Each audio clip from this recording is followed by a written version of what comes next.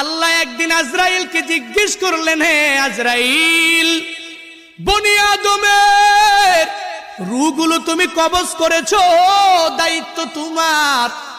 হে আজরাইল, তুমি আমারে জানাও না ওই বনি আদমের মধ্যে কোন কোন রূহ কবজ করতে তোমার অনেক কষ্ট হয়েছিল।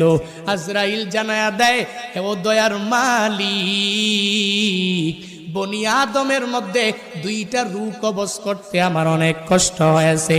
কোন দুইটা রূহ?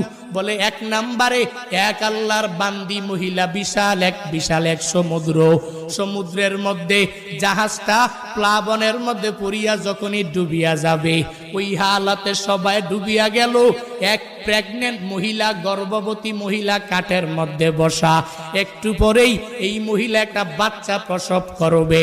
তোমার কুদরতের কারিশমা, ওই কাঠের উপরে আল্লাহর বান্দির একটু পরে প্রসব